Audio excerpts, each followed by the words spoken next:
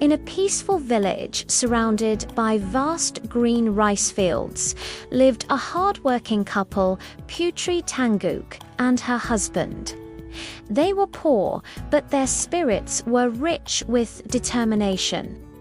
Every morning, they would head to the fields, planting and harvesting rice with their own hands, just enough to feed their family.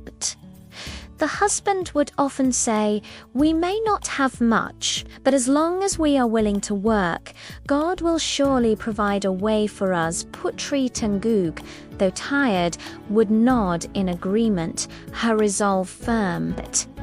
"Yes," she'd reply, "as long as our children never go hungry, that's all that matters." Their life was simple, but filled with a quiet dignity. Then one year, a miracle happened.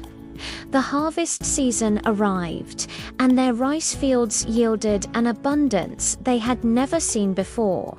The stalks were heavy with golden grains, and soon their small barn was overflowing.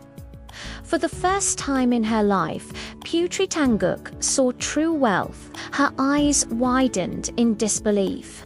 "Our rice. The barn is full. We're rich now," she exclaimed, her voice trembling with joy.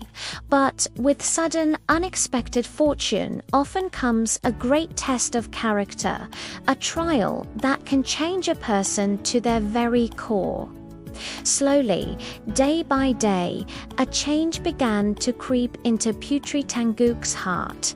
Their humble hut was replaced by a more luxurious house, and her simple clothes were swapped for fine silks. The feel of the sun on her skin and the mud between her toes became distant memories. She no longer visited the rice fields, and she started to distance herself from the villages she had known her entire life. Pride began to build a wall around her. One afternoon, a neighbor approached her cautiously.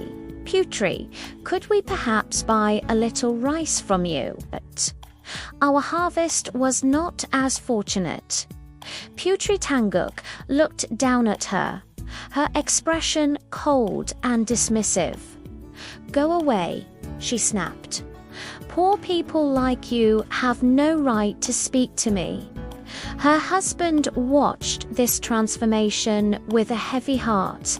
He saw the woman he loved turning into a stranger. "My dear wife," he pleaded gently, "please do not be so arrogant. Remember where we came from. Wealth can vanish as quickly as it appears." But Putri Tangguk just scoffed at him. "I don't need advice from a poor man like you," she retorted, her words like sharp stones. Her arrogance didn't just affect her husband, it wounded her own children. One day, as she carelessly tossed aside a bowl of uneaten rice, her young son looked at her with wide, worried eyes. "Mother, please don't waste the rice. Father always says that every grain is a blessing." Putri Tangguk let out a disdainful laugh. "Be quiet, child. I have enough rice to last a lifetime." At that moment, it was clear that arrogance had completely blinded her, shutting her eyes and her heart to the blessings she once cherished so dearly. The heavens seemed to weep at her behavior. The sky, once bright and clear, turned a dark, angry grey. Thunder rumbled in the distance, not with rain, but with a strange, dry crackle. Confused Putri Tangguk looked up, and a sense of dread washed over her. Suddenly, every single grain of rice in her overflowing barn, every grain in her house, turned into hard, useless stones. Panic seized her. She ran to the barn, her fine clothes dragging in the dust, and plunged her hands into the piles of what was once her fortune. But all she felt was the cold, unforgiving surface of countless pebbles. The wealth she had boasted about was gone in an instant. Her luxurious home felt empty and cold, and the beautiful silks she wore felt like a costume for a life that was no longer hers. Humiliation and regret washed over her.